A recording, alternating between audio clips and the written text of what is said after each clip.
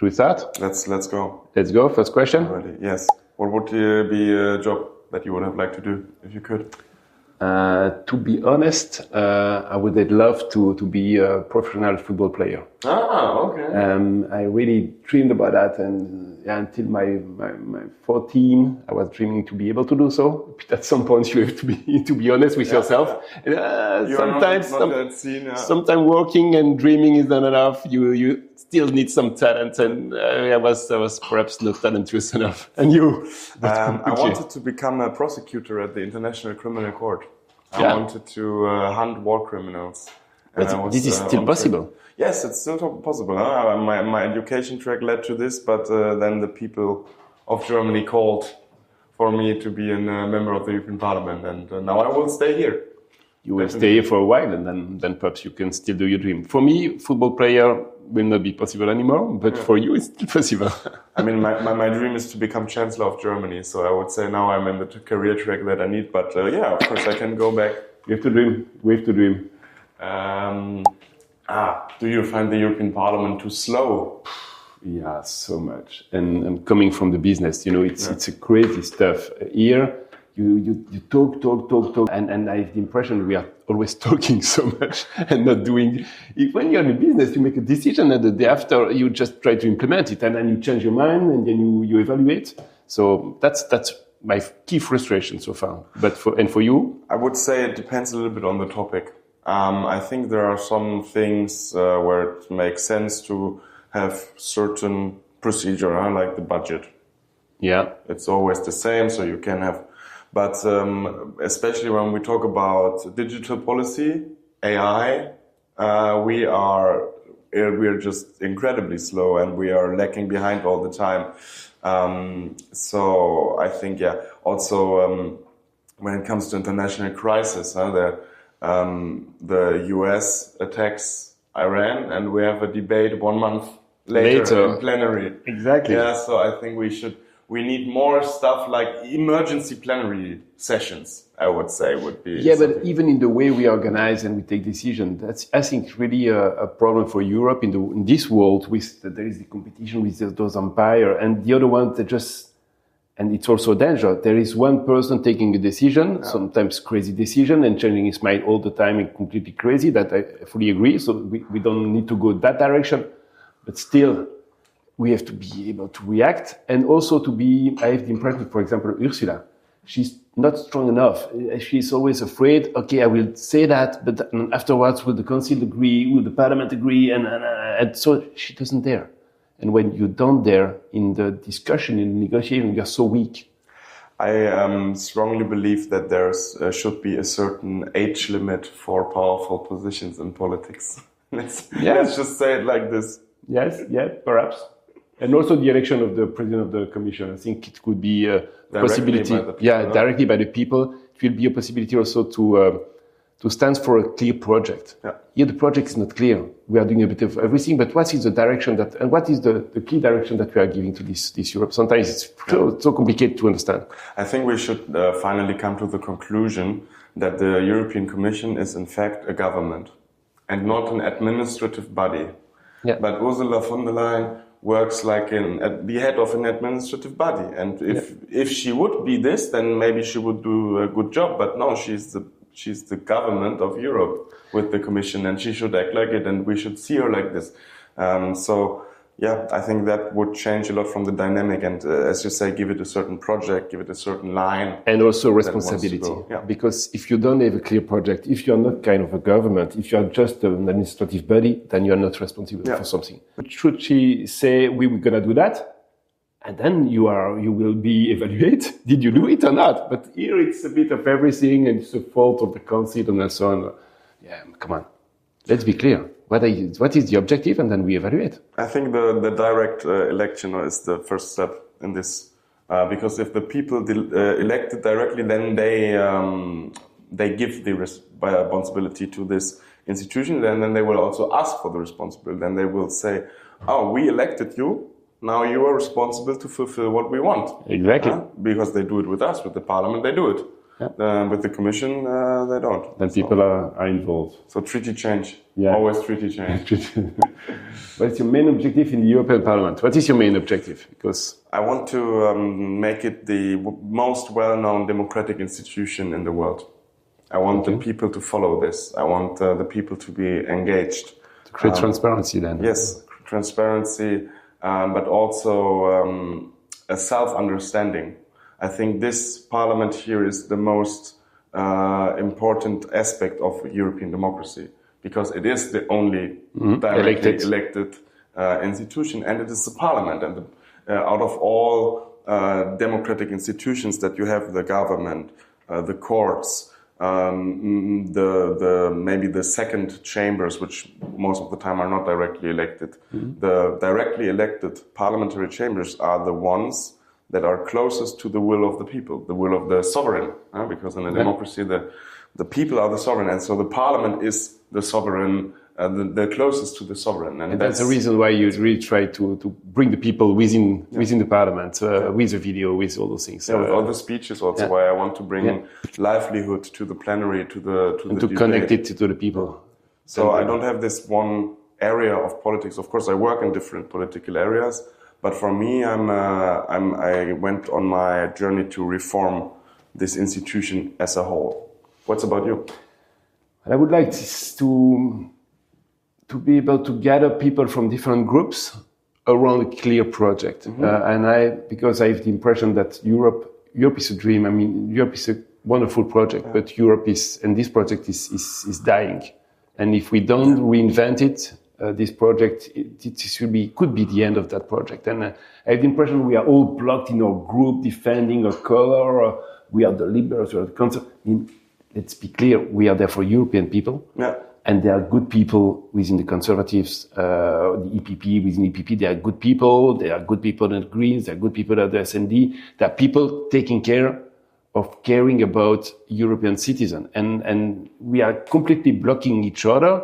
And with the extreme growing very dangerously, the danger is that Europe will be paralyzed in the coming years, and Europe could die. And I have the impression we need people being able to build bridges within these parties around a clear project. And these days, we don't have a clear project within Europe. We are just trying to dilute what has been done, but there is no vision, no inspiration, no will, no energy, positive energy. What are we going to build in? Yeah, and I think the European project is the best project in the world, but this could be destroyed in the coming years if we don't react, because so that's a key danger. So I try to keep contact with some people, but around a clear vision, because otherwise it doesn't make any sense. But so you're also more on institutional reform than on... Institutional reform is key, but institutional reform also around the project. What is the will of Ursula von der Leyen, this parliament, this Europe today? What are we looking for? And what is the path that we try to find? And the path can change, but at least the direction should be clear. The direction is not clear anymore. And with the extreme, they just want to block less Europe, but we have to react on that. Because otherwise, what can you dream about? Very, very well said. I mean, what would be a project in your mind that we could unite underneath? Actually, I have the impression sometimes that the competition that we have in the world with the different empires, and we're putting under competition things like health, social, environmental standards. I mean, what I dream for my children is very simple.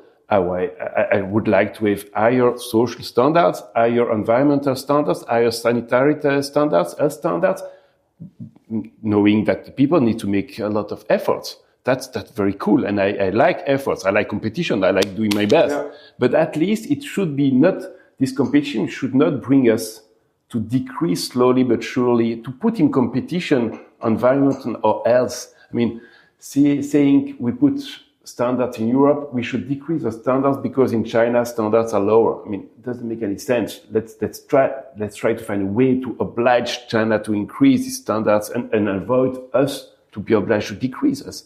What is the dream about decreasing standards? I mean, what is the dream for my children for tomorrow? I mean, no, that I want them to live in a better world than the one we have today. And a better world is not not a world with lower standard. It's long life expectation. It's having more time to care, to do the care, but therefore you need to create a vision, a vision, and then that's my dream. I like that. Oh, how long do you expect to remain in politics? You expect to stay long? Yes, till I die, basically. I mean, till I go to pension. Crazy. I'm here to stay. I won't leave. You will have to drag me out. Yeah, but I will not be there anymore. You know, I'm much older than you, but still, from the first day, I said it's 10 years maximum. Why? Because I think after 10 years, it's not it becomes a job. For me, politics is not a job. Politics is a mission for me, a mission I have. And in 10 years, I have the impression if you are not able to do your best in 10 years, then you should stop it. So, I mean, it's what I did in my business. I change every 7 to 10 years, maximum in one company, giving all the energy you have. And then afterwards, it becomes a bit too comfortable. I don't want to stay in a job for too long. I want to do my best. I know that I have a limit in time. I do for 10 years, and then there will be someone even better than what I am. And my job is also to prepare the next one.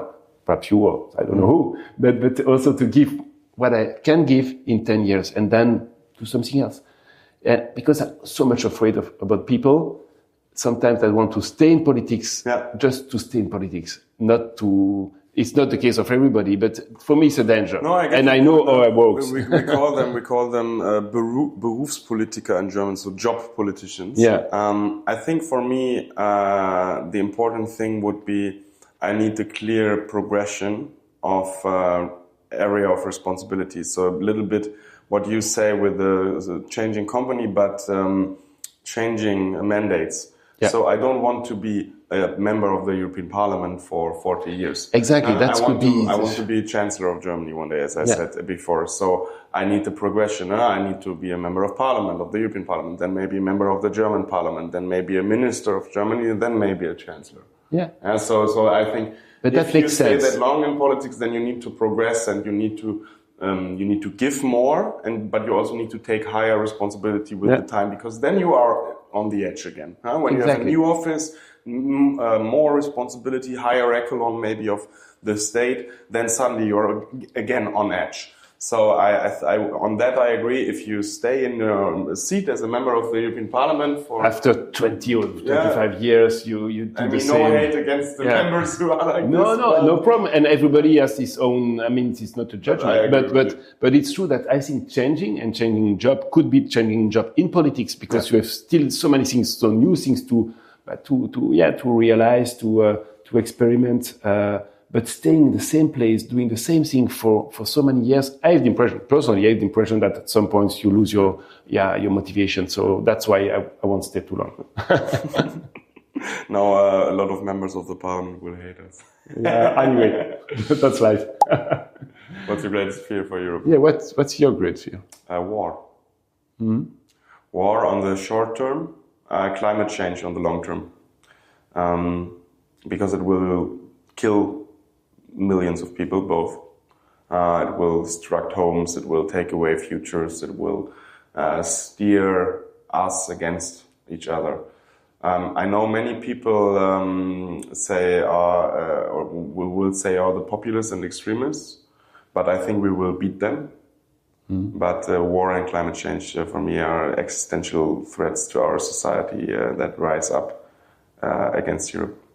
I agree with that, but I have the impression it could be a war within Europe too, because I have the impression there is a huge stress in the population. I don't know how is it in Germany, but at least in Belgium, I have the impression there is this key fracture, this key separation of people, and so many, and even more and more people being so aggressive, and they don't want to even to listen, to discuss, to keep a rationality and to have a clear discussion on the rationale, on the facts. I'm also party president in Belgium and leading at a different stage and different level, and I feel this separation of people growing, and I'm afraid about that, because at some point if the people don't want to talk together anymore, then I don't know what the solution of that and what is the following step. So you're scared of civil war? I'm scared. Exactly. I think it's really a real danger, and I feel it. And it strikes. There are strikes on the teacher strikes, and I mean they are so angry. What about? I don't know, but it's not good. Okay, it's not good. But what do we do? What is your proposition? I don't have even a proposition. I don't want to talk. I just want to. I'm just angry. I'm just angry. I just want to break everything and to shout and to. Come on, guys. Let's try to. And that's not the world. So war coming from outside, I agree, it's the danger. Environmental evolution is a danger because it will put pressure, but there will also be pressure coming from inside, and I think civil war could be also a danger. Yeah. But anyway, we will try to to fight against that. Exactly. Let's it's a question that's quite negative, but I mean... I think it's reality. What we can agree on for all three of those dangers, the EU is the best answer. Exactly. It's the best protection against all three. Exactly. No, for sure. Let's go Europe. It's not at national level that we will solve that, because the problems that we have and the origin of the problem are much broader than all countries. So true that. So let's defend Europe. Let's defend Europe. What's your greatest phobia in everyday life? I live here in Brussels. Yeah. I don't know if you also live here in Brussels. Yeah, I'm from Brussels. And so you know the traffic system here in Brussels? Yeah. So I have this street in front of my house which goes down a hill, which is super narrow, but there with a lot of cars and bikes. Which street is it? Where is it? Which? It's in Excel. It's close to the university. Okay. And there's also the tram. So my greatest phobia is that one day, after a long, hard working day, and I'm a bit sleepy, I will just be killed by a tram, because this city here has no working traffic concept. I agree. It's crazy. Who challenged you the most? For me, it's my last son. He's always looking at me on the interviews on television and so on. You are so bad. You did so and this. You were not aggressive enough. You were not clear enough. So yeah, it's a key challenge, and it's also a key challenge because I am working for them. I mean, for them, me not being my children only, but it's really for. I'm 50. I mean, in my life, I already had a beautiful life. I did many business. I sold them. I have a little bit of money, and I'm not afraid for me. But my key challenge is what I'm gonna do for them to be sure that and for you. I would say my party, actually, in a positive way, because we created this party, and then we got this surprise win in the European election. It's and crazy. now From nothing. Yeah, from nothing. We had 20 members at the time, €2,500 campaign budget, 600 Instagram followers. And so it really starts like a startup. Yeah, exactly. We are a startup, man. And now, so they of course, now we have a lot of more mandates on the regional level. But for the party, I'm the guy. I'm the personification of the big chance that our party got. And so now they are very invested, and sometimes I have struggles not taking it personally. Really, the criticism. I just had a conversation with our president of the board yesterday about this. But they challenge me, and they say about transparency, about the way that I spend my budget, about the political statements that I do, because not because they disagree necessarily, but because they say to me, Lukas, you are the first one of our party, so you have to be the best one. Because whatever comes after you, you will be the exemplar of how our party does politics on the big stage. And so I think it's very healthy for the development of a political movement to be like this, but it's as I said, it's personally it's challenging. Pressure, but it keeps you alive. Yeah, exactly. And you're obliged to do your best exactly because of that. Now, I think when you are also the representative of a group and you are in charge for a group, it gives you energy because you are not only there. We are not here for us. I mean, we are here for other people. Yeah. our party or people who vote for us. And I think being aware of that, it's important. I have to work, I have to deliver, because otherwise I'm not good enough. Exactly. So let's go. I think I want to go this to go forward. Excellent. And I'm happy that you also feel that. It's not just because we are there. You do it well. And honestly, and I say it for my 50. I'm really impressed by the way you are doing that, and also the fresh air that you are bringing in the parliament. And I think it's important. We should not have only people like you. Mm-hmm. But I agree. We also need people with real life experience like you. Having that, it's important, but there are not that many as you. Having this also giving this energy, this fresh air that we need here in Europe. Europe sometimes a bit. We need someone kicking in the ass and being sure that we can move forward, and we try to. I think that's important. That's a key thing that you can be representative of. I mean, thank you very much. I think, as you say, we need a balance of all of them. We need fresh air. We need experience.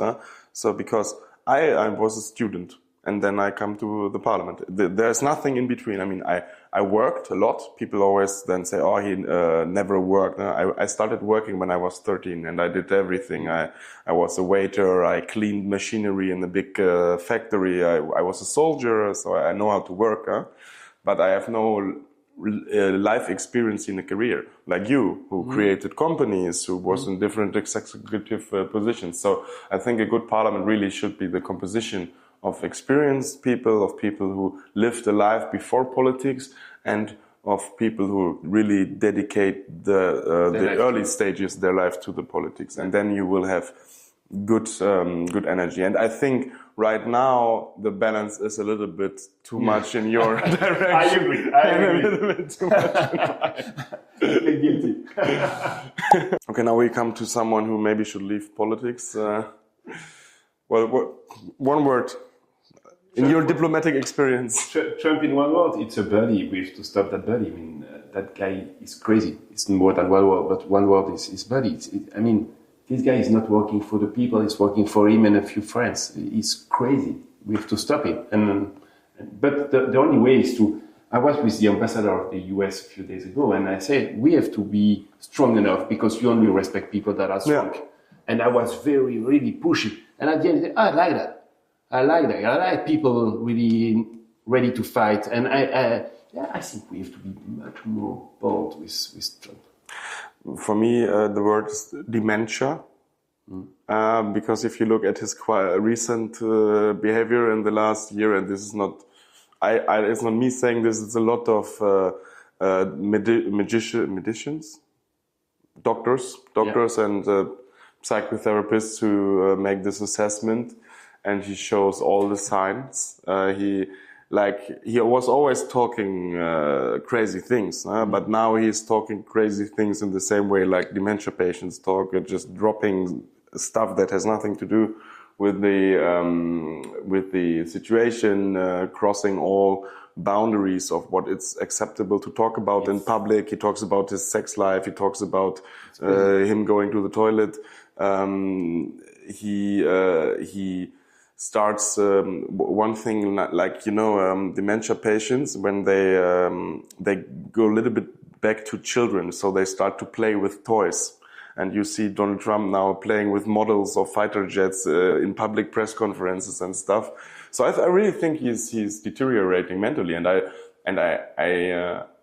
hate no one. I don't hate any human being on earth, but if I would hate someone, I think Donald Trump is the one coming nearest to that. We have to stop him. And I don't. What I say now, I don't say this with hate or with empathy, with rage. I really think this man is in a medical way deteriorating mentally. I really think he's losing his mind. And I don't know. And I don't know, because perhaps, but at the same time, I think.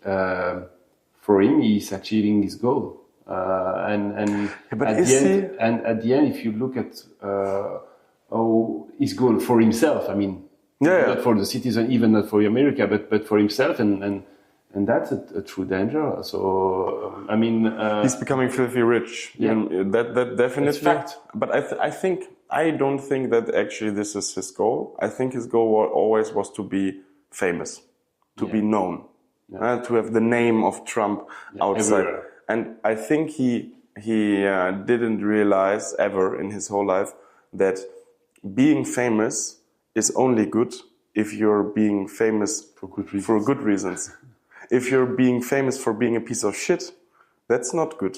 And also everyone can do it. to say the same thing, because otherwise we have problem in diplomacy. But I agree. I mean, the objective is to leave something small or bigger traits in history, positive sign in history. It's not being in history, and it could be in your family. It's already history. It could be at national, international level. But the most important is not the I, but it's that is positive. Yeah, the why. The why. Yeah. And let's try to do something positive. At your level. Everybody has his own level. Yeah. Let's try to do something positive.